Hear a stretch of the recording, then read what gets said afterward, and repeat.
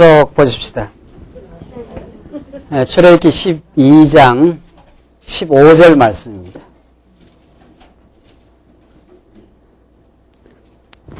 너희는 7일 동안 무교병을 먹을지니 그 첫날의 누룩을 너희 집에서 제하라.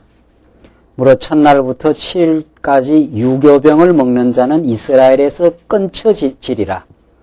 너희도 첫날에는 성회요 제7일에도 성회가 되리니 이 두 날에는 아무 일도 하지 말고 각인의 식물만 너희가 갖출 것이니라. 너희가 무교절을 지키라. 이날에 내가 너희 군대를 애굽 땅에서 인도하여 내었음이니라.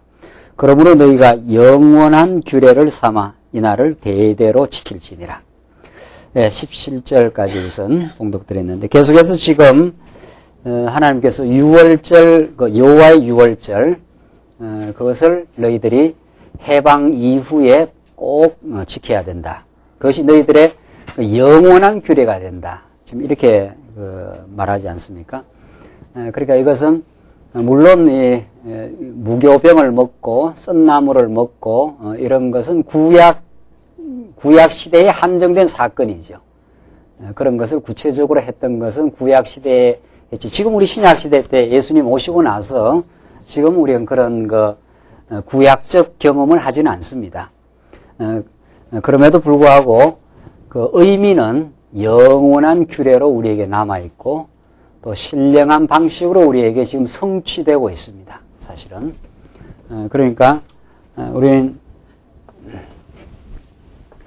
이렇게 보면은 구약에 하나님께서 유월절 사건, 지금 유월절 규례의 구체적인 내용을 지금 말씀해 주시는 거 아닙니까?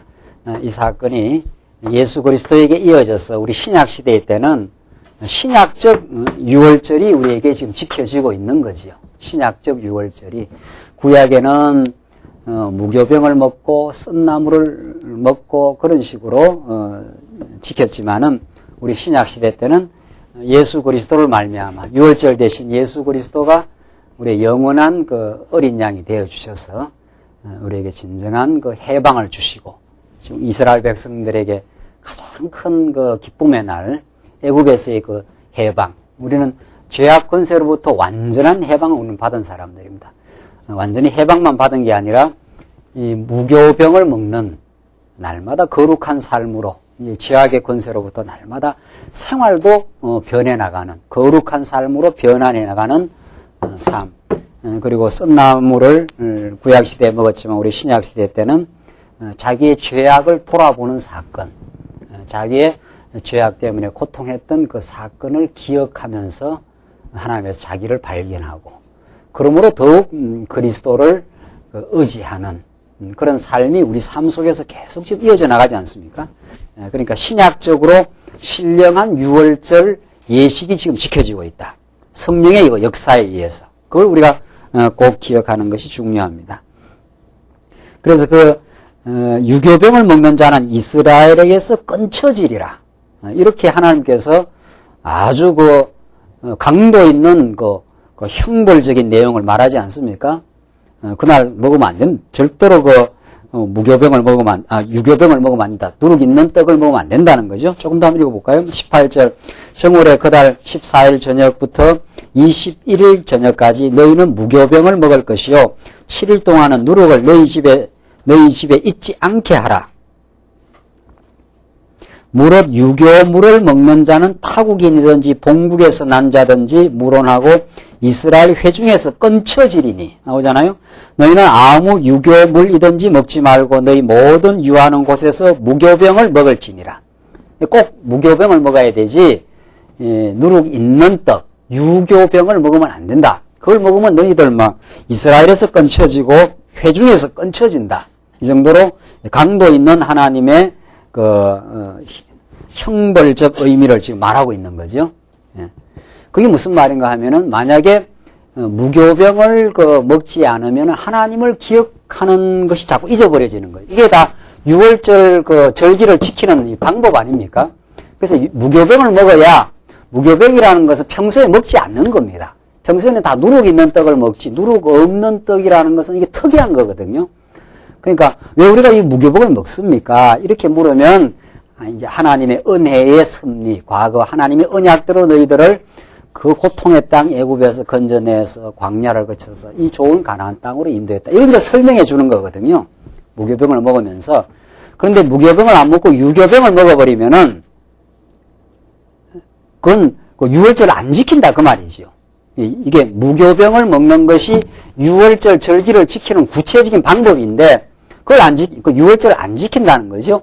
유월절을 안 지킨다는 건 무슨 말입니까? 이스라엘 백성들이 유월절 안 지킨다는 말은 무슨 말을 의미하느냐 말이죠. 유월절 안 지키고 계속 그냥 평상시대로 살아버리면 여호와를 어떻게 해요? 잊어버려요. 지금 제일 중요한 건 구약 성경에서 제일 중요한 건 무슨 단어? 하나님이 여호와시라는 거. 이게 우리한테는 생명이요, 구원이요, 이것이 우리의 삶의 목적이요, 다 하나님이 여호와를 깨닫는 거 아닙니까? 근데 그 여호와를 이스라엘 백성들이 기념하고 기억해야 이스라엘 백성들의 삶의 의미가 충만해지고 하는데, 유교병을 먹어버린다는 것은 유월절 절기를 안 지킨다는 뜻이고, 그 유월절 절기를 안 지킨다는 말은 여호와 하나님을 어떻게 해요? 기억 안 한다 이 말이죠. 그게 이스라엘 백성의 회중에서 끊어지는 거예요. 그만큼 이게 여호와를 기억한다는 것이 그만큼 이스라엘 백성들에게 중요하고 그게 생명줄입니다. 그게 또 실제 우리 신약시대도 그래요. 신약시대 때도. 여기서 이스라엘 백성들의 회중에서 끊쳐진다 하는 거, 이런 말들은 우리 신학적으로 성화해서 말한다면은 육신의 소욕에 이끌려 다니면서 고통을 겪는다 그런 뜻입니다. 그게 뭐 아주 멸망한다 이런 뜻이 아니고, 우리 여호수아서도 배웠지 않았어요? 너희가 하나님을 친근히 하지 아니하고 이방 대적과 통혼하고 그들을 친근히 하면 어떻게 된다 그랬어요? 올무에 걸리게 된다. 또 옆구리에 치치게 된다. 눈에 가시가 된다. 야, 이 눈에 가시 있으면 참 곤란스러워요, 정말. 그만큼 힘들다. 이런 뜻이죠. 그러니까 여러분과 저는 여호와를 잊어버리는 삶이 우리 과정에 있습니다. 그게 이제 하나님의 그것도 섭리 속에 있는데 뭘 깨닫게 하는가 하면 하나님을 잊어버리는 삶이 참 고통스럽구나. 그것이 우리의 삶의 문제의 근원이구나 하는 걸 깨닫게 합니다. 그걸 그만큼 이제 여호와를 기억하고 사는 것. 그런데 기억을 우리가 억지로 기억해내나요? 이 기억을 우리가 억지로 기억해내는 게 아니에요. 그래서 하나님께서 누구를 보내요? 예? 누구를 보내요? 그 하나님의 은혜를 기억하고 깨닫게 하고 그분을 그의 은총을 생각나게 하게 하려고 누구를 보내요? 그래서 그리스도를 보낸 건 이제 이미 보냈고, 그 다음에 말이죠. 그리스도는 여호와를 기억하게 되는 근본적인 이제 하나님의 방편이고, 이제 그리스도가 오셨어요. 오셨는데 그분을 늘 기억하고 그 진리를 사모하고 이런 그 역사를 누가 하셔요? 이제 성령이 오시는데, 그래서 그리스도도 약속대로 보내신 분이고, 성령도 어때요? 약속대로 보냅니다. 그러니까 우리가 여호와를 기억하고 생각하고 그를 사모하는 것도 약속대로 오신 성령이 하시는 일이지요. 그러니까 믿음 자랑할 거 있나요, 없나요? 여러분들이 오늘 나와서 열심히 말씀 들었고 은혜 감격하고 이렇게 살아가면서 야, 내가 믿음이 참 좋구나. 응? 내만큼 믿음 좋은 사람이 있어 한번 나와봐라 말이지. 그럴 수가 없다는 거죠. 그게 누가 만들어낸 일이니까. 아니, 성령께서 말고, 성령께서 하신데, 약속대로 보내신 성령이 어떻게 해요? 이루시는 일이니까. 그게 약속 성취 아닙니까? 언약 성취죠. 우리는 언약 성취를 떠나면, 언약 성취를 말하지 않으면, 말만 하나님하고 예수님, 요즘 교회에서도 하나님, 예수님 말은 합니까? 안 합니까? 하긴 해요. 말은 예수님하고, 그 예수님에 대한 그 개념이 다른 거예요. 성령 운동하는 사람처럼 성령이 오셨네, 말을 많이 하는 사람이 어디 있습니까? 말이 이상하네. 그 사람들만큼 많이 하는 사람이 어디 있느냐, 이 말이죠. 우리 한국교회 병든 성령 운동 말이죠. 멍들어버린 성령 운동. 그런데 성경대로, 약속대로 성령을 보내주셔서 성령이란 말은 보혜사거든요. 보혜사, 은혜를 보존해주는 스승으로 우리 가운데 오셔요. 그러니까 하나님은 멀리 계시는 분만이 아니라 그 우주 전체를 위에서 내려다보고 통괄하고 지배하시는 분일 뿐만 아니라 우주 가운데, 우리의 심령 가운데 우리 안에 오신 분이에요. 그래, 너가 내 안에, 내가 너 안에 있으면. 그 말이거든요. 그래서 성령이 내 안에 오셔서 은혜를 보존해 주시는 스승이에요. 그러니까 스승이 내 안에 있는 거예요. 그러니까. 진정한 스승이. 스승의 날 어떻게 해야 돼요? 예. 그 스승의 날 우리 성령 하나님이 우리의 진정한 스승이라고 우리 그렇게 찬양하는 거죠. 그 스승이 멀리 있으면 내가 깨달음을 못 받지 않아요. 그 스승을 옆에 두고 산다는 건 굉장히 중요한 일이에요. 스승을. 그 인간적 스승이나 인간적 부모님이 곁에 있다는 건 굉장히 중요한 일이에요.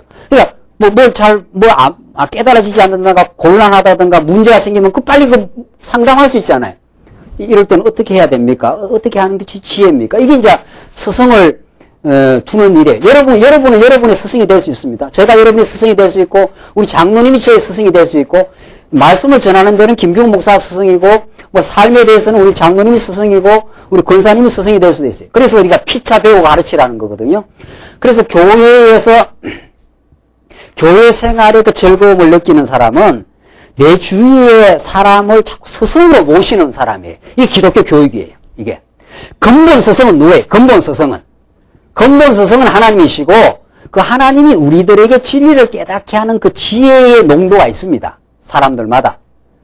그러니까 이 부분은 저분한테 물으면 되겠다. 이 부분은 저분한테 물으면 돼. 이면은. 이렇게 해서 우리가 지혜롭게 산다는 것은 자꾸 우리 주변에 나를 가이드해주고 나를 선한 길로 인도해주는 좋은 스승을 많이 두는 사람이에요. 무슨 말인지 아시겠죠? 그게 자기 교회 생활을 잘하는 사람이에요. 그래서 자기가 교회 생활 잘 못한다는 것은 그 현상적으로 볼 때는 자기가 교만해 있으면 교회 생활 잘 못합니다. 내가 너한테 왜 배우냐? 내가 너한테는 배울 거 없어. 그러면 주위에 배울 사람이 하나도 없는 거 아니에요. 그러면 계속 어리석게 삽니다. 계속 자기가 어리석게 살아요. 그 교만하기 때문에. 그러니까 왜 겸손한 게 그렇게 복이냐 하면은 겸손하다는 거는 내가 이 사람한테는 이걸 내가 배워야 되겠구나. 이분한테는 이걸 배워야 되겠구나. 심지어는 어린아이들한테도 이 어린아이의 동심을 배워야 되겠구나. 이렇게 되는 거거든요. 그러니까 천하 만물로부터 배웁니다. 예수를 믿는 사람은. 근본 하나님이고요. 이제 기독교 교육학 할 때 제가 그 자세하게 이제 설명을 하겠습니다. 나중에. 이 부분 아주 집중적으로 제가 거론을 해가지고 교회 생활이 얼마나 교육적이라는 것이 여러분들 교육적이라 하면 요즘에 아이들 교육이라는 굉장히 그가 안 좋은 부정적 이미지. 학교에 가면 자살하고 그러니까 성적 해가지고 말이지. 근데 기독교 교육은 얼마나 풍요하고 아름다운 길로 가는지 모릅니다. 이게. 그래서 이 스승을 곁에 둔다는 것은 굉장히 우리의 행복입니다. 그 행복이고 또 하나님의 은총입니다. 그게.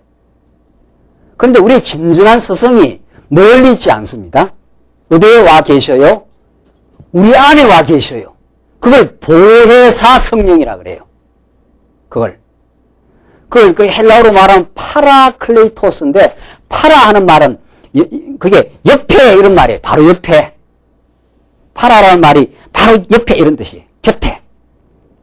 그걸 영어로 번역할 때 어떻게 번역했는가 하면 카운셀러라고 번역했어요. 보혜사를. 우리가 답답할 때 뭐 하는 사람이에요? 사람은 아니죠. 뭐 하는 분이에요. 답답할 때 상담자를 찾는 건 어떨 때 상담자를 찾습니까? 카운셀러, 이 상담자 아닙니까? 그렇죠? 네가 답답할 때 가서 이거 어떻게 해야 됩니까? 이 답답한 일을 어떻게 해석해야 됩니까? 이러면 성령께서 진리의 말씀을 통해서 해석을 해주고 상담해 주시는 분이에요. 여러분 하나님과 대화하십니까? 요즘? 또 대화를 안 하십니까? 이런 일을 당했는데 어떻게 해야 됩니까? 이게 무슨 뜻입니까? 이러면 성령께서 진리의 말씀을 통해서 그것이 하나님께서 너를 더 키우시려는 뜻이야. 이렇게 답이 떨어진다는 거예요. 그게 또 음성으로 떨어진다 생각하지 말고 성령께서 말씀의 원리를 통해서 그런 지혜가 떠오른다는 거죠. 그 성령 하나님이에요. 그 성령이 이루는 일이에요. 그 성령께서 이루는 일. 제가 성령론을 하다 한참 나갔네요, 지금. 그러니까 그 성령이 내게 진리를 비추어주고 말씀을 깨닫게 하고 나를 지혜의 길로 인도해 가십니다. 하나님이 우리가 함께 하셔요. 그런 의미에서. 그걸 우리가 삶 속에서 널리 깨닫고 그런 성령의 인도가 이제 지체를 통해서도 등장해요. 지체를 통해서도. 그게 우리 교회 생활이라는 거 아니에요? 교회 생활. 조금 먼저 깨달은 지체가 그 지혜로움을 전달해 주는 것이 성령의 그 은혜입니다. 그게 성령께서 우리를 지금 인도한다. 자, 그래서 지금 뭐 이야기하다 끝까지 갔습니까? 이 기념 이야기하다가 기념. 그렇죠? 기념. 그만큼 이 기념이라는 게 여러분들 성경 뭐 다 중요하지만은 그 성경에 다 중요하지만 그 성경의 그 중요한 내용들을 그 묶어내는 그 포커스가 있어요. 그게 주제라 그러지 않아요? 주제. 성경 이 전체를 하나로 묶어내는 그 포커스를 정확하게 잡아야 우리는 성경을 읽어나가면서 그 의미를 터득하거든요. 그래서 책을 잘 못 읽는 사람은 그냥 여기저기 읽긴 읽어도 그 중심 주제를 못 잡으니까 그냥 뭐 읽어도 그냥 산만한 거죠. 정말 우리가 왜 참 이 말씀 운동에서 말씀이 중요한가 하면 이 주제를 잡아내는 거거든요. 주제를. 하나님이 여호와라 하는 주제를. 그 다음에 중요한 것이 그 여호와를 기억하게 한다는 게 그렇게 중요하고 그것이 우리 생활 전 영역입니다. 우리에게 일어나는 모든 일은 하나님 여호와의 능력과 은혜를 기억하게 하는 일. 그걸 약속대로 오신 성령이 만들어낸다. 이 말이죠. 그래서 성령이 우리 안에 있어서 자꾸 이루어내는 일이기 때문에 우리의 신앙생활, 우리의 믿음의 성장 그것이 전부 하나님의 은혜로 우리 깨닫고 그에게 영광을 무궁히 돌리는 것. 우리 이게 인생의 목적입니다. 인생의 목적. 인생의 최고의 행복은 절정의 행복은 여러분들의 삶 속에서 행복은 내가 존경하고 좋아하는 사람을 만나서 그에게 감사하고 기뻐하는 것. 이제 부모 어버이날라든가 무슨 날이라든가 그런 게 행복인데 우리 인간의 그 절정의 행복은 우리를 영원히 사랑하시는 우리 하나님 여호와를 깨닫고 기념하고 그에게 영광을 돌리는 것 이거거든요. 그러니까 하나님이 이스라엘 백성을 그렇게 지금 만들어가요. 그렇게 만들어가게 하려고 400년 종살이 9번의 재앙 마지막 10번째 클라이막스의 재앙 이제 이쪽으로 몰아갑니다. 요걸로 끝나지 않아요. 요건 이제 클라이막스 전이고 또 마지막 한 번 더 남은 또 클라이막스가 있어요. 참 하나님 하시는 거 보면 요래서 건너가게 해놓고 이제 곧 나오는데 마지막 해방의 마지막 절정이 어딥니까? 장애물을 만나게 해요. 그게 뭐예요? 홍해바다 길로 인도해서 홍해바다가 갈라지면서 완전한 해방으로 가지요. 홍해바다가 갈라지면서 그러니까 9번의 이 반복 구조를 통해서 끈질기게 사단 권세에게 매여있게 하셨다가 10번째 재앙으로 때리시고 그래서 건져내고 그 다음에 마지막 장애물 앞에서 당도하게 하고 죽었구나 이렇게 해방받은 줄 알았는데 이거 뭐냐 이렇게 된 거 아니에요? 그랬다가 마지막 뭐를 갈라내요? 홍해를 갈라내는 그 기적을 이루는 역사. 그래서 뭐가 터져나와요? 네? 홍해 건너고 나서 뭐가 터져요? 찬양을 만들어내시는 하나님. 그렇게 되어 있어요. 이게 우리의 삶이에요. 이게. 지금 이쯤 한 4번째 겪는 사람도 있고 한 이까지 온 사람도 있고 우와 해방되었구나 했는데 웬걸 마지막 그 장애물에 쾅 부딪혀가지고 죽었구나 이렇게 되는 거예요. 그걸 하나님께서 홍해바다를 갈라내요. 이렇게 하나님이 이렇게 이스라엘 백성들을 이제 지금 계속 인도해 가는 거죠. 그냥 어디에서도 상관없어요. 김경 모사나이 한 이쯤 가는 거지 지금. 한 5번은 지금 계속 또 남았다 또 이렇게 모아가면서 쾅쾅 터지고 마지막 장애물 앞에서 완전히 포기했을 때 하나님이 내가 영광을 보여주겠다. 모세가 너희는 가만히 있어 어떻게 해요? 하나님 하시는 일을 보라. 이렇게 이제 전개됩니다. 그쪽으로 하나님이 결국은 찬양의 길로 몰고 가시는데 자 보십시다. 그래서 21절 계속 보십시다.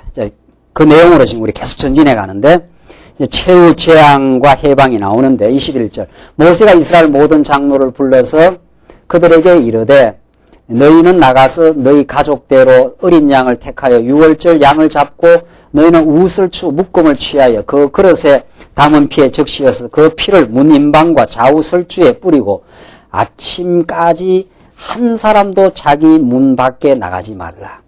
자, 이런 일을 했을 때 이스라엘은 얼마나 그 실감이 났겠어요? 피를 이렇게 우설초로 해가지고 빗자루처럼 만들어갖고 이렇게 막 이렇게 문설주에다 피를 뿌린 거거든요. 이거 어떻게 되나 하고 그 방 안에 집안에 웅크려 있었을 거 아니에요? 근데 쾅쾅 이제 6월절 재앙을 통해서 애국의 백성의 집에는 죽음의 사자가 들어가서 다 장자를 쳐버리고 이스라엘 백성은 그 죽음의 사자가 넘어가 버리니까 그걸 이스라엘 백성이 보게 되는 거죠. 23절 여호와께서 애굽 사람을 치러 두루 다니실 때 문 임방과 좌우 설주의 피를 보시면 그 문을 넘으시고 멸하는 자로 너희 집에 들어가서 너희를 치지 못하게 하실 것입니다. 너희는 이 일로 규례를 삼아 너희와 너희 자손이 어떻게 해요? 영원히 지킬 것이니 너희는 여호와께서 허락하신 대로 너희에게 주시는 이 땅에 이럴 때 이 뭐라 그랬습니까? 예식을 지킬 것이니라. 이 예식을 지킬 것이니라. 이게 세레모니예요. 영어로 말하면 세레모니. 축구 한 골 넣어놓고 나서 뭐 합니까? 축구 한 골 넣어놓고 축구 잘하는 친구 이름 뭐예요?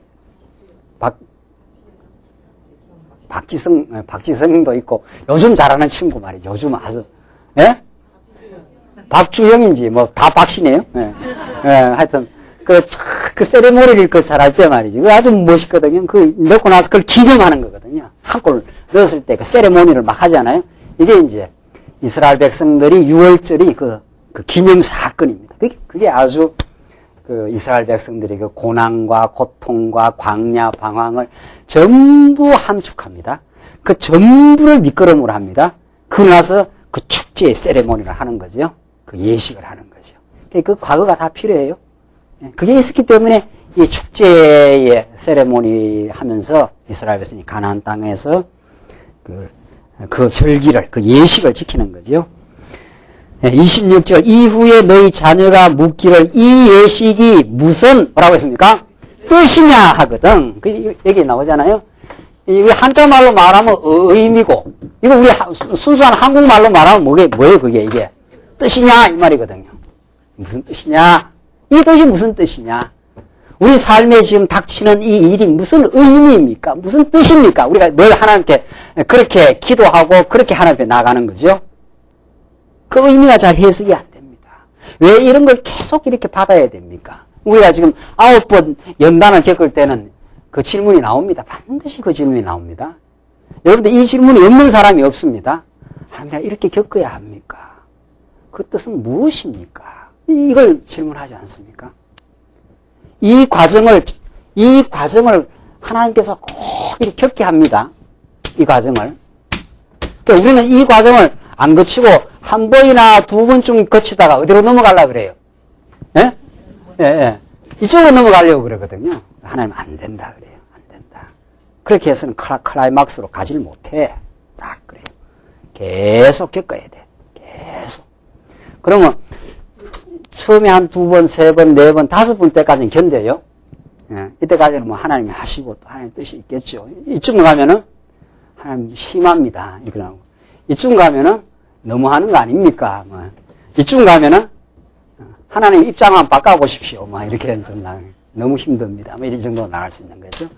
그러고 나서 10번째를 지나서 그 의미가 드러납니다. 아, 이렇게 하려고 그랬습니까? 이렇게 되는 거죠. 결국은 우리는 성경 전체가 하나님의 뜻 전달이라는 거 아니에요? 성경 전체가. 자녀가 무슨 뜻이냐 이렇게 묻거든 이제 드디어 대답을 해주라는 거예요. 이거 왜 이렇게 문설주에다 피를 바르고 무교병을 먹고 썬 나무를 평소에 먹지 않는 거 아니에요? 무교병이나 썬 나무 이런 거 왜 먹고 왜 이렇게 이런 절기를 왜 지켜야 됩니까? 자녀가 물으면 이것이 27절 너희는 이러기를 답을 해주라 이런 말이죠. 그 인생은 질문과 해답으로 이루어졌습니다. 언제나 질문과 해답으로 이루어진 게 인생인데 우리에게서 하나님 앞에서 질문이 나오잖아요. 하나님 왜 이렇게 하십니까? 그러면 하나님이 대답이 떨어진다는 거죠. 너희는 이르기를 이는 여호와의 유월절 제사라. 그 다음 이제 설명이 나옵니다. 여호와께서 애굽 사람을 치실 때 애굽에 있는 이스라엘 자손의 집을 넘어사 우리 집을 어떻게 해요? 구원하셨느니라 하라. 하매 백성이 머리를 숙여 경배하니라. 이렇게 돼 있어요. 이 우리 인생들의 질문에 대한 하나님의 해답입니다. 너희를 구원시키려고, 그래서 여호와임을 너에게 입증시켜 주려고 이렇게 했다. 지금 하나님께서 그렇게 되는 거예요. 이건 구약으로 끝나지 않아요. 우리 언제나 지금 구약을 공부하면서 신약으로 넘어가고 영원한 진리로 넘어가지 않아요? 그렇죠? 우리 신약에도 그대로 이게 적용됩니다. 구약에는 자기 자녀들을 통해서 생육 번성이 이루어지고 하나님의 뜻이 이루어지는데, 우리 신약 시대 때는 진짜 중요한 건 신령한 자녀예요. 신령한 가족이에요. 여러분과 저는 사실은 우리 육신의 자녀도 중요해요. 그러나 그 육신의 자녀 정도에서 우리가 멈춘다면 그 가족 이기주의라 그래요. 가족 이기주의. 우리 예수 믿는 사람은 그런 육신의 자녀는 그건 뭐 말할 것도 없이 중요하지요. 자기가 뭐 나눴으니까 그야 피가 땡기니까 그 정도에 머물지 않습니다. 우리 그리스도 안에서의 만남과 우리 오늘 교회는 그리스도의 보혈의 피를 공유하는 신령한 가족 아닙니까? 그러니까 구약시대 때 자녀에게 그 유월절 제사를 통해서 여호와를 가르쳐주라 하는 것은 우리 신약시대 때는 사실은 교회 성도들에게 복음을 계승해주라 그런 뜻이에요. 뭐 육신의 자녀는 거의 뭐 자동적으로 포함되어 있는 거고 그 말할 것도 없고 그런 정도에 머물지 않아요. 신령한 가족들. 그 사도 바울은 장가도 안 갔지 않았어요? 골로새 교회 성도들은 얼굴도 보지 못한 사람들 아니에요? 우리가 늘 최근에 자주 이야기하는 부분이지만. 근데 그게 뭐래 땡기겠어요? 얼굴도 보지 못한 사람인데, 그게 이제 신령한 교제고 신령한 가족입니다. 그러니까 지금 구약시대 때 자녀들에게 꼭 일러주라 하는 것을 우리 신약적 개념으로 하면 하나님의 자녀들에게 일러주라 이런 뜻이에요. 그 속에 뭐 육신의 자녀는 기본적으로 포함되어 있는 거고. 그래서 이게 진리가 개성될 때는 이것이 진리거든요. 유월절 제사를 통해서 하나님이 언약대로 이루시는 분이다. 이걸 오고는 우리 하나님의 자녀들에게, 교회 성도들에게 진리를 계속 전달해 주라. 이 말이죠. 이게 무슨 뜻이냐 이렇게 일러주면. 그게 진리 개성입니다. 뭐 오늘 우리가 이렇게 계속 공부하는 것은, 공부를 하고 말씀을 깨닫는 건 우선 여러분과 저가 든든한 성도로, 참 이제는 과거의 죄악으로부터 완전히 해방을 받고 하나님의 당당한 자녀로 우리가 서 있다는 사실을 이걸 깨닫는 사건 아닙니까? 그렇게 깨닫게 되면은 이걸로 멈추지 않지요. 이 복음이 다음 하나님의 자녀들에게, 하나님의 교회 성도들에게 그것이 무슨 뜻이냐고 오고 오는 세대들이 질문을 할 것이니까, 이 성경이 도대체 무슨 뜻입니까? 지금 한국교회 성도들은 그걸 지금 고민하고 괴로워하는 거 아닙니까? 신학교에 가면은 성경이 무슨 뜻이냐 이렇게 물으면은 신학 교수들이 나는 성경 배워본 적이 없다 그래요. 저를 제 총신 다닐 때 말이죠. 제 지도 교수예요. 나는 그분은 뭐 그래 지도 교수 생각지는 않아요. 그 제도적 지도 교수니까, 제도적 차원의 지도 교수니까 내가 그 학생이라 돼 있지, 나는 그분을 뭐 지도 교수라고 생각해 본 적은 별로 없어요. 당신이 참 헤매고 있구나 이 정도로 보는 거니까. 그래서 그 사람이 그 고백하는 내용이, 신학교에서 성경을 가르쳐서 진리를 개성해야 되는데 내가 성경을 배워본 적이 있냐 그래요.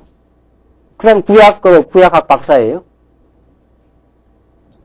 그 정도 돼 있습니다. 지금 한국 교회가, 세계 신학계가. 뭐 성경을 배워본 적이 있어야 성경을 가르치지.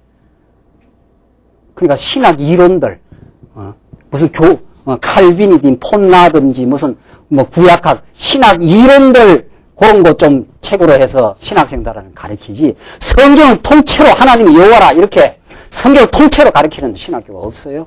이 성도대학이 보통 대학이에요. 그러니까 이 성도대학은 이 시대를 새롭게 하시려는 하나님의 진리의 말씀으로 우리를 새롭게 하시고, 지금 새롭게 하시는 하나님의 깊은 뜻이 이게 담겨 있어요. 그냥 여기 와서 그냥 말씀 좀 깨닫고 그냥 마음이 편해서 좋다 이 정도 차원이 아니라는 거예요. 물론 우리가 마음 편하는 게 제일 중요해요. 내 개인적으로는 편안하고 마음에 기쁨이 있고 소망을 얻는데, 여러분은 뭐 신학교를 직접 안 가보시고 또 세계 신학교의 동향을 직접 안 가보셨기 때문에 제가 이제 간접적으로 이렇게 전달하는 거 아닙니까? 저는 직접 가서 3년을, 제가 총신을 다니면서 3년을 그 총신의 그 동기생이 한 800명 되지 않아요? 많이 떼쓰리로 많아요. 그러니까 800명 중에 제가 그렇게 고독하게 3년 동안 학교를 다녔습니다. 뭐 식사하러 가고 뭐 대화할 사람이 있어야죠. 그 제가 이제 가끔 이야기는 해주지만 진정으로 이 여호와의 복음을 나누는 사람이 없어요. 그러니까 800명 가운데 이건 아주 군중 속의 고독을 제가 3년 동안 느낀 거 아니에요? 이야, 참 이 사람 정말 헤매는구나 말이죠. 헤매는구나. 또 신학생이라서 배우려고 그러지도 않습니다. 신학생의 그 약점은 뭐냐 하면은 다 자기가 선생이에요, 또. 그것도 배우지도 않아요. 뭐 여러분들이나 조금 이렇게 배우니까 제가 이렇게 전달하지 신학생은 또 배우지도 않는다니까. 그래서 3년을 제가 그 고독한 그 학교 생활을 했습니다, 정말. 그걸 하면서 제가 뼛속 깊이 이 복음의 위대성을 깨달아간 거죠. 이 성경 신학, 이거 외에 대안이 없구나. 이거 외에 대안이구나. 여기 신학교에서 그게 안 가르쳐지니까 강단에서 가르칠 수가 있나요? 그 사람들이 뭐 잘못돼서 그런 게 아니에요. 뭐가 문제여서 그런 게 아니에요. 그 사람들도 머리가 좋고 어떤 사람은 말이죠. 성경을 안 가르쳐 주니까, 성경을. 그러니까 성경을 안 가르치면 아무렇게나 아무데나 떼가지고 아무렇게나 전하는 거지, 아무렇게나. 성경의 흐름을 통해서 하나님을 증거하지 않으니까. 그래서 이 한국교회가 이렇게 문제가 많고, 이렇게 방황스럽고 말이죠. 성도들은 어디로 가야 될지 모르는 거 아니에요? 이 찬양과 경배를 하면 그걸로 우르륵 갔다가, 제자와 운동을 하면 그걸로 또 우르륵 갔다가 말이죠. 뭐 가보니까 또 뭐 별것도 아니야. 또 요새는 영성훈련이라 해갖고 또 무슨 훈련을 한대요. 훈련을 그렇게 또 많이 시켜. 그것도 그걸로 우르륵 갔다가. 또 조금 지나면 또 뭐가 나옵니다. 또 뭐가 하나. 기도 운동했다가 또 사라져. 성령 운동했다가 또 사라져. 그 이제 갈 때까지 가는 거죠. 하나님께서 지금 우리를 지금 말씀 운동을 20년 세월을 통해서 좀 준비시키고 여러분과 저에게 이 진리의 말씀을 지금 깨닫게 하고 지금 오늘 구약식으로 말한다면 너희 자녀가 묻기를 이 예식이 무슨 뜻이냐 이렇게 모든 사람들이 이걸 지금 갈망해요. 도대체 성경이 무슨 뜻이냐 말이지. 성경을 좀 가르쳐 달라는 거 아니에요? 그 천진에 우리가 지난번에 권사님들하고 가니까 조선족들이 성경을 좀 가르쳐 달라는 거 아니에요. 성경을. 그 사람들은 지금 갈망해요. 이 한국 성도들은 이제는 갈망도 좀 많이 사라졌어요. 우리 말씀 운동이 지금 사라진지도 몰라요. 뭐 다 아니까 뭐 갈망도 없어 이제는 뭐 갈망도. 다 알지 않아요. 내가 볼 때는 끊임없이 성장하고 더 깊이 깨달아갈 거는 한없이 남아 있는데 오히려 갈망은 배고픈 사람들이 갈망하잖아요. 지금 조선족들이 말이죠. 그 갈망하는 대로 이제 움직입니다. 갈망하는 대로 정말 말씀을 진지하게 삼하고 갈망하는 쪽으로 말씀 전가하는 사람 움직여 나가요. 그렇게 되게 돼 있어요. 뭐 갈망 없는데 뭐 있을 일이 있나요? 갈망을 안 하는데 뭐 다 배불러 버렸는데 뭐 갈망하는 영혼을 찾아 들어가는 거거든요. 어떤 역경과 고난이 있어도 그쪽으로 가는 거예요. 김 목사대로 가를란가 보다. 뭐 그렇게 생각하지 말고 제가 원리를 지금 말씀드리는 거예요. 원리를 말씀드리는 거예요. 그렇게 움직여 나갑니다. 복음은 하나님께서 그런 갈망하는 영혼들을 준비시키고 말이죠. 복음 전하는 사람을 그쪽으로 보내고 그게 2000년 그 선교의 역사입니다. 복음 전파의 역사. 중요한 거는 지금 정말 이런 그 뜻이 무엇이냐 이게 하나님 백성들의 질문이고 고민입니다. 이 뜻이 도대체 무슨 뜻이냐 이렇게 물으면 여호와께서 이 일을 행하셨다 이렇게 알려주라는 거예요. 28절 이스라엘 자손이 물러가서 그대로 행하되 여호와께서 모세와 아론에게 명하신 대로 행하니라. 29절 밤중에 여호와께서 애굽 땅에서 모든 처음 난 것 곧 위에 앉은 바로의 장자로부터 옥에 갇힌 사람의 장자까지와 생축에 처음 난 것을 다 치심해. 이제는 실행이 되는 거죠. 그 밤에 바로와 그 모든 신하와 모든 애굽 사람이 일어나고 애굽에 큰 호곡이 있었나니 이는 그 나라에 사망치 아니한 집이 하나도 없었습니다. 하나님께서 애굽의 처음 난 자들을 전부 다 쳐버립니다. 이 얼마나 큰 재앙입니까? 뭐 각 집에 뭐 아들을 큰아들은 다 죽어버린 거니까. 짐승들마다 처음 난 것들은 다 죽어버렸으니까. 이게 하나님의 그 심판의 능력을 보여준 거죠. 그러니까 십자가 사건은 믿는 사람에게는 구원의 능력이지만 믿지 않는 불택자에게는 뭡니까? 그게 걸림돌이요 심판의 능력입니다. 그러니까 우리는 십자가만 전하면은 쫙쫙 갈라지는 역사가 나와요. 택한 백성은 그걸 부여잡고 그걸 소망으로 정말 구원의 역사로 받아들이고 불택자들은 그것에 걷어쳐서 망하게 되죠. 이게 지금 6월절 제약입니다. 31절 밤에 바로가 모세와 아론을 불러 이르되 너희와 이스라엘 자손은 일어나 내 백성 가운데서 떠나서 너희의 말대로 가서 여호와를 섬기며 너희의 말대로 너희의 양도 소도 몰아가고 나를 위하여 축복하라 하며. 그러니까 이제 바로가 이제 두 손을 든 거지요. 아이고 이제는 안 되겠구나. 그러니까 너희 말대로 다 여호와 섬기고 양도 소도 다 가져가라. 지금 이렇게 된 거죠. 처음에는 안 보내주려고 막 그냥 얼마나 잡았습니까? 그런데 이게 우리의 내적 투쟁으로 나옵니다. 내적 투쟁. 육신의 소욕이 어지간해서는 우리를 안 놔줘요. 그렇죠? 우리의 탐욕과 미움과 원망과 시기와 이게 어지간한 걸로 우리를 안 놔줘요. 메시아의 권세가 아니면 그리스도의 은혜를 깨달아 하나님의 그 은혜를 깨닫지 않으면 거기에서 해방을 못 받아요. 근데 이제는 다 놔주라는 거예요. 다 가져가라는 거죠. 이게 해방 사건이에요. 죄악으로부터의 해방 사건입니다. 33절 애굽 사람들은 말하기를 우리가 다 죽은 자가 되도다 하고 백성을 재촉하여 그 지경에서 속히 보내려 하므로 빨리 나가라는 거죠. 메시아의 은혜가 나타나면 죄악 권세가 꼼짝을 못하는 거죠.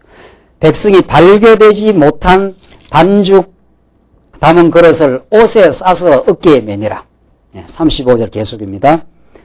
이스라엘 자손들이 이제 애굽의 은금 폐물을 이제 구하는데 그대로 얻어 나오죠. 이스라엘 자손이 모세의 말대로 하여 애굽 사람에게 은금 폐물과 의복을 구하며 여호와께서 애굽 사람으로 백성에게 은혜를 입히게 하사 나오죠. 앞에 미리 예고해 줬지 않았어요? 그렇게 된다 했는 대로 그들의 구하는 대로 주게 하셨으므로 그들이 애굽 사람의 물품을 취하였더라. 이 앞에서 해석했죠. 자, 고난의 애굽 땅에서 나올 때 하나님의 은혜를 입어서 나온다는 거죠. 은금폐물 다 얻어서 우리 신약 시대로 말하면 신앙적 은금폐물을 다 얻어서 고난의 과정을 거치면 하나님을 의지하는 신앙을 얻어내고 하나님의 깊은 사랑 안에서 정말 만족을 얻어내는 그런 하나님의 아름다운 열매를 얻어냅니다. 또 하기야 이 물품이 나중에 또 뭐 만드는 데 써요? 뭐 만들었어요 나중에? 금송아지 만드는 데 쓰고 또 금송아지 만들었기 때문에 이스라엘 백성이 또 자기가 얼마나 죄인이라는 것도 어떻게 해요? 깨닫고 그것도 복이에요. 참 우리 복도 많아요. 복 아는 게 없는 거예요. 알고 보면은 야, 참 이 말이 들어보면 맞는데 그 은금폐물로 금송아지 만든 건 틀림없이 범죄인데 그걸 또 뭐라 그래요? 이거 내가 말 안 할랍니다. 은금폐물을 가지고 나가지고 금송아지를 만든 건데 그 금송아지를 만든 게 뭐라고 제가 해석을 했어요? 그것까지 여러분들 깨달아야 지금 이 성경신학에 들어온 겁니다. 이야, 이거 봐라. 이단도 이런 이단이 없구나. 그걸 가지고 우상을 만들었지 않았어요. 금송아지가 우리가 애굽에서 건져낸 것이라. 그렇죠? 엄청난 범죄를 행했죠? 그 범죄 때문에 이스라엘 백성은 고통을 겪습니다. 그 범죄 때문에 막 두들겨 맞기도 하고 하는데 그것 때문에 자기들이 얼마나 죄인이라는 걸 깨달아요.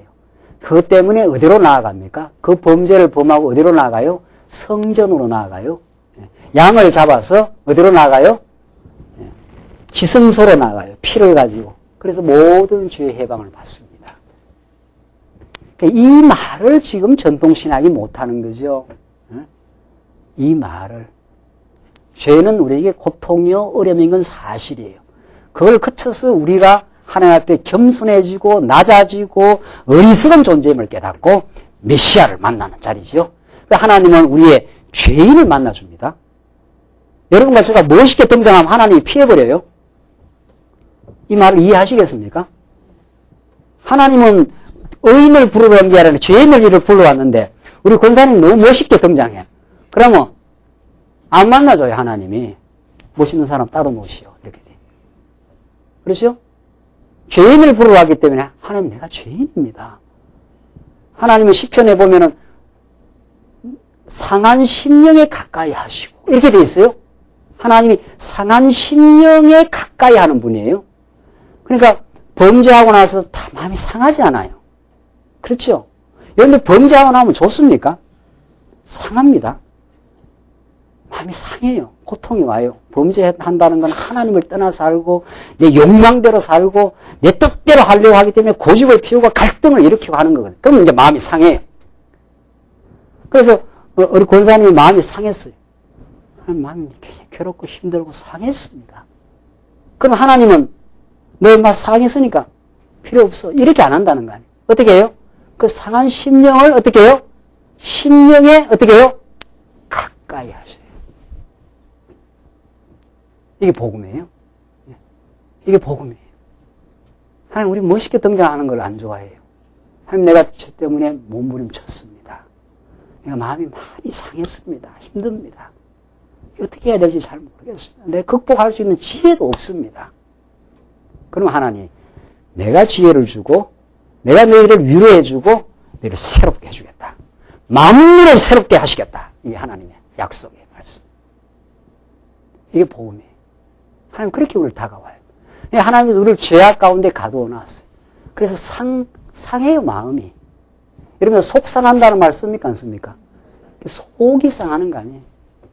속이 상하는 거. 속상하는 걸 따지고 보면은, 뭐, 밖에서 속상하게 하는 게 아니에요. 뭐가 속상해요? 자기의 기대감. 자기 나름대로의 기대, 자기 나름대로의 욕심, 자기가 자기를 높이려고 하는 탐욕, 그것 때문에 속이 상합니다. 그것 때문에. 내가 옆에 사람을 기대를 안 하면 속 상할 거 하나도 없어요. 내가 옆에 사람을 또 그래 기대를 해요. 이 사람이 나를 잘해줄 것이다. 뭐 그건 우리 집 이야기 아니에요? 이 사람이 나를 완전히 해방시켜주고 구원의 사람이 될 것이다. 근데 구원은 그냥 집만 지어주거든요. 때로는 해서 어떨 때는 좀 한다는 거 아니에요. 그러니까 이게 속이 상하는 거죠. 이 하나님만을 기대하고 하나님만을 사랑하고 하나님으로부터의 위로와 그 행복을 느끼는 사람은 사람에게 기대가 점점 사라져요. 기대가 사라질 뿐 아니라 저 사람을 내가 도울 길은 없는가 이렇게 돼요. 저 사람을 내가 사랑하는 방법은 없을까 이렇게 됩니다. 그게 이제 승리라는 거죠. 그러니까 그 속상하는 건 죄에서 나오고 그 죄의 뿌리는 자기중심이고 그렇게 돼 있어요. 그걸 우리가 점점 깨달아서 하하 이게 내가 어리석구나. 또 그래 속상해서 몸부림칠 때 그 위로의 원천이 예수입니다. 그 예수님이 그 상한 심령에 찾아와서 너는 어리석지만은 내가 너를 붙들어 주겠다. 그렇게 해서 하나님이 지금 우리를 붙들어 인도해 가십니다. 그러니까 지금 37절 보시면 드디어 이제 물품을 취해서 나옵니다. 이스라엘 자손이 람셋에서 발행하여 숫곳에 이르니 유아예에 보행하는 장정이 60만 가량이요. 이 대단한 거지요. 들어갈 때 몇 명 들어갔어요? 들어갈 때 70명쯤 들어가가지고 나올 때 장정만 어떻게 해요? 60만 대군을 나오니까 이거 얼마나 하나님의 그 약속이 이루어진 겁니까? 38절 중단 잡족과 양과 소와 심이 많은 생축이 그들과 함께 하였으며 그들이 가지고 나온 발교되지 못한 반죽으로 무교병을 구웠으니 이는 그들이 애굽에서 쫓겨남으로 지체할 수 없었음이며 아무 양식도 준비하지 못하였음이더라. 이스라엘 자손이 애굽에 거주한 지 430년이라. 430년이 마치는 그날에 여호와의 군대가 다 애굽 땅에서 나왔은즉 이 밤은 그들을 애굽 땅에서 인도하여 내심을 인하여 여호와 앞에 지킬 것이니 이는 뭐라고 했습니까? 여호와의 어떻게 해요? 밤이니라. 여호와의 유월절이니라. 다 같은 말이에요. 참 좋은 밤이라는 거죠. 이 밤에 드디어 우리가 이 지긋지긋한 400년 노예 생활로부터 우리 신약 시대로 말하면 죄악의 소나기로부터 완전히 이제 벗어난 사건이죠. 이 해방과 기쁨을 여호와의 밤이라 이렇게 지금 표현을 합니다. 이스라엘 자손이 다 대대로 지킬 것이니라. 43절로 계속해서 이제 유월절기를 또 가르쳐 주는데 여호와께서 모세와 아론에게 이르시되 유월절 규례가 이러하니라. 이방 사람은 먹지 못할 것이나 각 사람이 돈으로 산 종은 할례를 받은 후에 먹을 것이며 거린과 타국 품꾼은 먹지 못하리라. 한 집에서 먹되 그 고기를 조금도 집 밖으로 내지 말고 뼈도 꺾지 말지니 이스라엘 회중이 다 이것을 지킬지니라. 너희와 함께 거하는 타국인이 여호와의 유월절을 지키고자 하거든 그 모든 남자는 할례를 받은 후에야 가까이하여 지킬지니. 아무나 지금 유월절을 지키는 게 아니라는 거죠. 타국인은 뭐를 해야 된다고요? 할례를 받아가지고 이스라엘 백성으로 귀화를 해야 돼요. 그러니까 이 말은 무슨 말이에요? 아무나 유월절 지키는 게 아니라 언약 백성이라야 유월절 지키게 된다 이 말이죠. 여러분과 제가 언약 백성이니까 우리가 신령한 유월절을 지키는 거 아닙니까? 지금 예수 그리스도의 십자가 사건, 그의 보혈의 사건을 우리가 기념하고 그 은혜에 우리가 감동하고 그분이 아니면, 그 예수가 아니면 우리가 어찌 이렇게 죄에서 해방받은 하나님의 자녀로 우리가 살 수 있겠는가? 이게 우리를 잔잔한 감동의 세계로 몰아가는 복음의 원천입니다. 그러니까 이게. 그는 그 본토인과 같이 될 것이나 할례같이 못한 자는 먹지 못할 것이니라. 아무나 먹는 게 아니다. 하나님이 딱 언약 백성 정해놨고 타국인이 먹으려고 할 때는 할례를 받게 하라. 이렇게 해서 하나님은 언약 백성들에게 그 유월절을 지키는 특권을 준 겁니다. 그러니까 아무에게나 이 특권을 주는 게 아니죠. 자기 자녀니까 그 특권을 준 거예요. 자녀니까. 49절 본토인에게나 너희 중에 우관 이방인에게나 이 법이 동일하니라 하셨으므로 온 이스라엘 자손이 이와 같이 행하되 여호와께서 모세와 아론에게 명하신 대로 행하였으며 그 같은 날에 여호와께서 이스라엘 자손을 그 군대대로 애굽 땅에서 인도하여 내셨더라. 자, 드디어 9째 재앙을 지나 마지막 10번째 재앙, 유월절 재앙을 통해서 하나님께서 이스라엘 백성들을 드디어 애굽에서 이제 해방시킨 사건입니다. 13장 계속 보시면은, 자, 이런 그 해방 사건을 통해서 하나님이 교훈을 해 주십니다. 하나님이 교훈해 주시는 것은 언제나 보십시오. 해방 사건을 통해서 항상 하나님께서 그 의미를 전달하게 하는 거죠. 어떤 사건이 뜻을 전달하게 하는 거죠. 그러기 위해서는 해석을 해야 되고 이 사건이 무슨 뜻이냐 하는 걸 해석하고 교훈하는 과정이 필요해요. 해석 혹은 교훈. 이제 이게 하나님이 어떤 사건을 일으킨 목적이지요.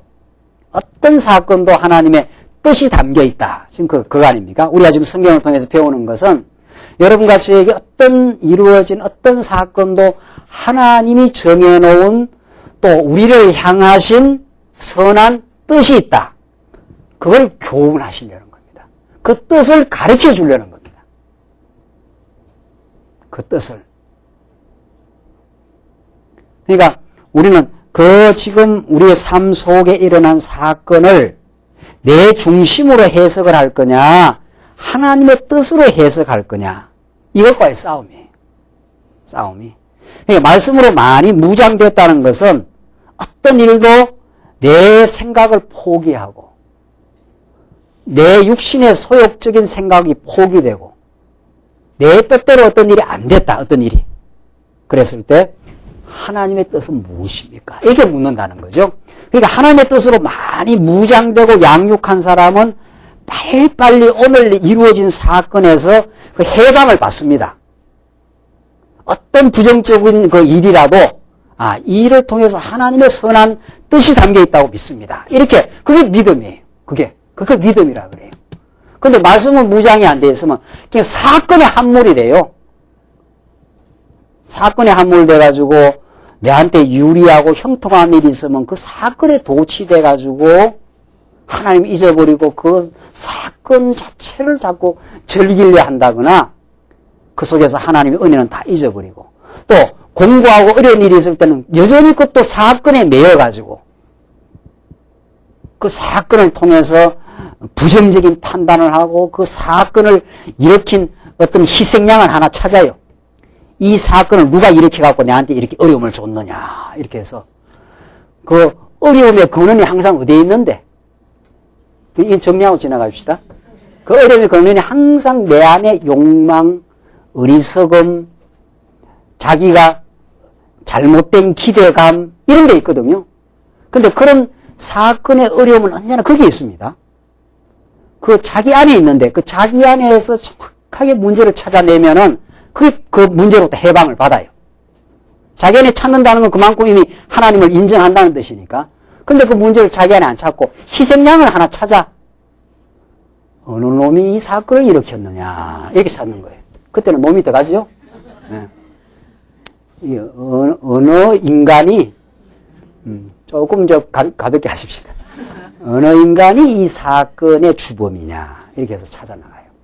그걸 책임 전가라 그래요. 그래서 어떤 데다 이제 이 사건을 일으킨 물론 그 사건에 연루된 사람이 있을 수 있어요. 어떤 사건은 동시 발생적이에요.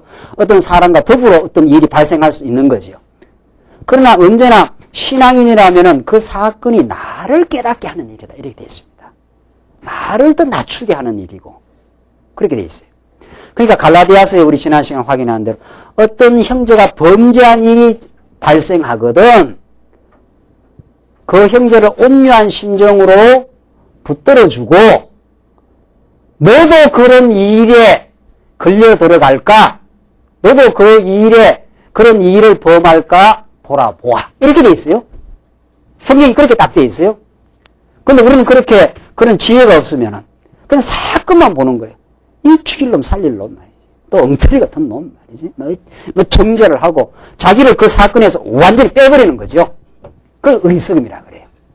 그래서 전부 사건을 주변, 환경, 어떤 사람, 이제는 조상, 그 조상 탓이라는 게 그렇게 나오는 거거든요.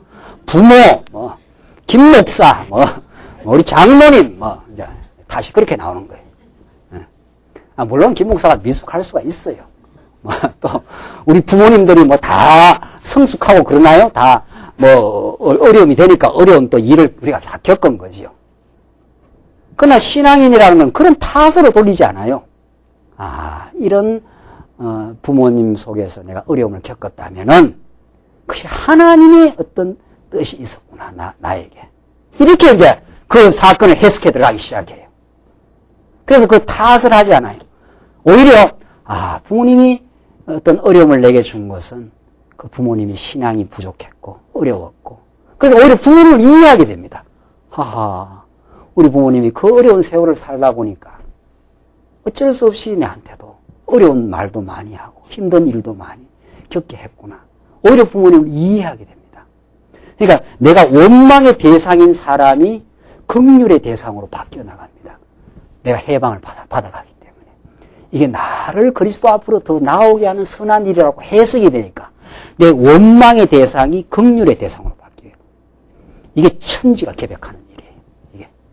이 혁명을 우리가 이 내적인 혁명을 우리가 깨달을 때 예수를 믿는다 이렇게 말을 하는 거예요. 진짜로 믿는다 이런 말이 나와요. 이게 이제 우리가 이제 경험해 들어가는 사건입니다. 이게 약속대로 이루시는 성령이 만들어내는 사건이에요. 이걸 정말 만끽하는 거예요. 우리가 천국을 누린다 이렇게 돼 있어요. 천국은 이 땅에서 확실하고 분명하게 누립니다. 그 원망의 대상이 긍휼의 대상으로 내가 긍휼하게 볼 대상으로 바뀌어 들어가요. 지금 원망의 대상이 있습니까? 없습니까? 빨리 적어요. 예. 그걸 은밀하게 숨겨놓으면 안 돼요. 내 이 원망의 대상을 자꾸 하나님 뜻으로 이제 해석을 해봐요. 저 사람이 왜 저렇게 내게 어려움을 줬을까?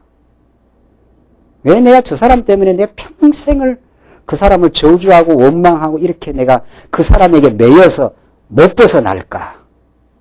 그 이유가 그 사람에게 있는가 내한테 있는가? 그 사람에게 있을 수 있어요. 그 사람이 내게 타격을 줄 수가 있어요. 틀림없이 그럴 수 있는 거예요. 그러나 그걸 하나님의 뜻으로 해석하고 그것을 소화해 나가는 내 신앙의 문제로 그 문제를 바꾸어요, 이제. 아, 그렇구나. 그래서 이런 일이, 과거에 그런 일이 있었구나. 이렇게 해석을 해 들어가는 거죠.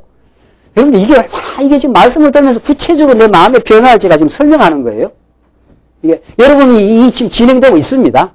그게 구체적으로 지금 진행되고 있고, 확실하게 진행되고 있어요. 그걸 우리가 정확하게 하나님 앞에 기도한다는 건 그런 걸 지금 살피는 거예요. 내가 왜 저 사람에게서 못 벗어나나. 원망한다는 그 사람에게 종속되어 있다는 뜻이에요. 그 사람에게서 내가 종속되어 있다는 뜻이에요. 내가 그 사람으로부터 벗어난다는 것은 하나님이 하셨다고 믿어버리기 때문에 그 사람의 원망의 대상으로 이제 설정 안 하는 거죠. 그 사람은 완전히 벗어나 버린 거죠. 하나님 뜻으로 받아들이면. 그래서 자유자가 되는 거예요. 그래서. 이게 복음이 만들어내는 힘입니다. 복음이 나를 자유케 한다는 게 그런 뜻이에요. 내가 그 사람을 그만큼 의지하고 기대한 만큼 그 사람을 원망하거든요. 못 벗어나고 있는 거예요. 그만큼 내가 예수를 모르는 겁니다. 내가 예수를 더 깊이 안다는 건 예수가 유일한 나의 행복과 기쁨의 원천이고 그만이 나를 죄악에서 해방시키고 영원한 약속의 땅으로 인도하시는 분이시고 그가 나의 삶의 원천이요 삶의 전부요 가치라고 그렇게 깨달아가는 사람은 전보다도 훨씬 달라집니다. 그걸 여러분들이 여러분과 제가 구체적으로 오늘 이 6월절 해방 사건을 통해서 그냥 성경이 이렇게 되어 있는 게 아니라 우리의 진짜 우리 신앙생활 속에서 삶 속에서 그걸 해방을 이제 느낍니다. 그게 이제 해방되는 거예요. 진짜로. 그래서 지금 하나님은 이 6월절 해방 사건을 통해서 그 의미를 해석해 주려고 교훈을 하십니다. 가르쳐 준다는 거예요. 가르쳐 주고 있어요, 우리한테. 아, 이게 무슨 의미로 이렇게 했느냐? 이렇게 가르쳐 주는데 조금만 읽고 오늘 끝내겠습니다. 13장 1절 여호와께서 모세에게 일러 가라사대 이스라엘 자손 중에 사람이나 짐승이나 무론하고 초태생은 다 거룩히 구별하여 내게 돌리라. 이는 내 것이니라 하시고 이 초태생 처음 난 거 말이죠. 처음 난 걸 다 치고 어린 양으로 그걸 이제 대속하는데 여러분과 저도 다 사실은 죄악대로 말하자면은 하나님의 그 심판에 의해서 다 죽어 마땅한 존재들이죠. 그러나 어린 양의 피를 우리에게 발라놨기 때문에 뿌려놨기 때문에 우리가 죽음의 사자가 우리를 지나가는 거거든요. 그러니까 초태성을 바치면서 처음 예수님이 첫 아들로 나신 분이거든요. 그 예수를 기념하라는 거죠. 그 예수 때문에 우리가 지금 해방을 지금 받았다는 거죠. 3절 모세가 백성에게 이르되 너희는 애굽에서 곧 종되었던 집에서 나온 그날을 뭐라고 했습니까? 기념하여 잊지 말라 이 말이죠. 그를 기억해내라. 기억하라. 물론 이제 성령께서 우리를 기억하게 하시려고 우리를 지금 오늘 이 자리에 부르신 거 아닙니까? 기념하여 유교병을 먹지 말라. 꼭 무교병을 먹어라. 무교병 먹으면서 왜 우리가 이 무교병을 먹어야 됩니까? 그러면 여호와가 너희를 지금 구원해냈다. 지금 그걸 말해주라는 거죠. 여호와께서 나오죠? 여호와께서 그 손의 권능으로 어떻게 해요? 너희를 그곳에서 인도하여 어떻게 해요? 내셨음이라. 그 여호와를 찬양케 하고 그 여호와를 기억케 하고 감사케 하려고 오늘 결론이에요. 뭐가 필요했어요? 400년 종살이와 9번에 걸친 이 무수한 연단과 마지막에 6월절 재앙과 이 모든 일들을 지금 하나님께서 그치게 하시는 것은 여호와의 손에 권능으로 인도해 내신다. 하나님의 권능을 깨닫게 하십니다. 하나님만이 능력자이시고 하나님만이 주권자이시라는 것을 우리 하여금 깨닫게 하려고 여러분과 저의 삶을 결정해 놓으시고 예비된 코스로 인도해 왔어요. 뭐가 우리가 결정하고 우리가 어떻게 해나갈 일이 있느냐 말이에요. 거기에 하나님의 깊은 뜻이 담겨 있어요. 지난날 우리의 모든 삶에 그래서 과거에 대해서 후회도 없어지고 과거의 어리석음에 대해서 우리가 자책감에 시달리는 그냥 그 일을 그때 해가고 이렇게 내가 죄책감과 자책에 시달릴 수가 있거든요. 그게 깨끗하게 사라져요. 하나님이 나를 낮추시려고, 내가 죄인됨을 깨닫게 하시려고 그런 일들을 다 겪게 하셨구나. 그런데 그 죄인됨을 깨닫게 할 뿐만 아니라 그 죄인을 부르러 예수님이 오셔서 우리를 다 안아주고 우설처럼 깨끗하게 씻어주고 우리의 무기병을 먹게 해서 거룩한 삶으로 새로운 출발을 하게 하니까 예수 믿음은 과거로부터 해방되고 죄로부터 해방되어서 이제 가나안 땅을 향해서 힘차게 발을 내딛는 삶이에요. 누가 우리를 사로잡을 수 있느냐 말이죠. 하나님이 우리를 위하시면 누가 우리를 송사하겠느냐. 이게 오늘 출애굽기 말씀을 로마서식으로 번역을 한다면 그런 말씀이에요. 사망도 권세도 기품도 어떤 핍박도 그리스도의 사랑의 줄에서 우리를 끊을 수 없느니라. 이게 사도 바울이 6월절 어린 양으로 오신 예수 그리스도를 찬양하는 내용이에요. 누가 우리를 송사하겠느냐? 너 죄인이야, 너 어리석은 놈이야, 이렇게 하겠느냐? 할 수 없다는 거예요. 실제로 나는 어리석고 미련했지만 하나님이 우리를 인정해 주시는 하나님의 거룩한 자녀로 우리를 지금 붙들고 있습니다. 기도하십시다.